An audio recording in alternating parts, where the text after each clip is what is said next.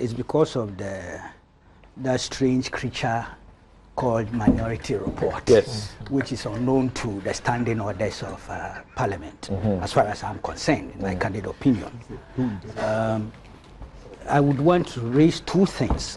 I now have the minority, well, let's just, for purposes of this discussion, say Minority Report, because I feel very uncomfortable using that description. But I realize that on the issue of levy, which because that they say he caved in to pressure.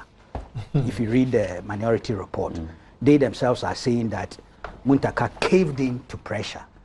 So it comes then to their understanding of levy. And it worries me because Mr. Yiniston, see this one, he says the first task of the committee is to inquire into whether, as a matter of fact, as opposed to law, there was a levy and collection of various sums by the Ministry of Trade and Industry. It appears this is a reformulation by the minority itself. Because see, he says, I repeat, the first task of the committee is to inquire into whether, as a matter of fact, as opposed to law, who put in that? As a matter of fact, as opposed to law, you have moved a motion in Parliament for levy and collection to be investigated. And we all know the definition of levy. Because it suits you, I'm saying you have reformulated by saying as a matter of fact, as opposed to law. I don't think that was the spirit behind the motion.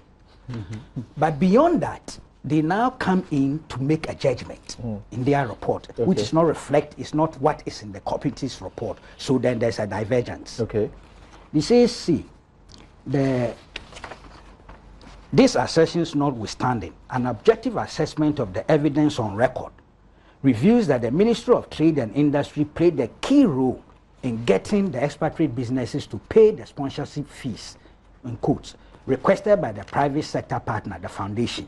In other words, whilst there may not be a law imposing the amount to be paid, the element of compulsion may still be lacking in the background due to the preeminent role of the ministry, preeminent role of the ministry in the entire scheme of things.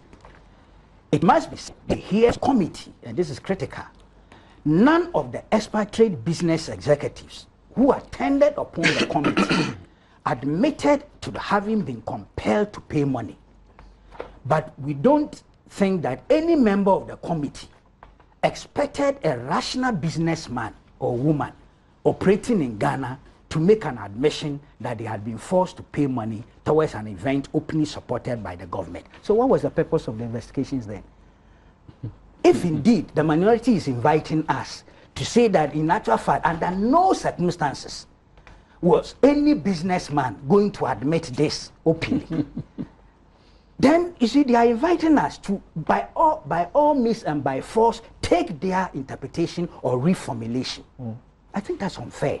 And you want this to be captured in the Committee of Parliament's report yes, as a fact, as conclusive, as truism. It's not fair. I don't think the quality of this, and please, I'm not talking about your competence or professionalism. No, because you know I respect you. But the quality of this assertion or finding to be put in the report of a Committee of Parliament for today's generation and tomorrow's, I find it very, very difficult to accept. Let them deal with this first. There's the extortion, how they also handle the extortion. The same, you know, so thankfully, Maradona. The man who was doing the definitions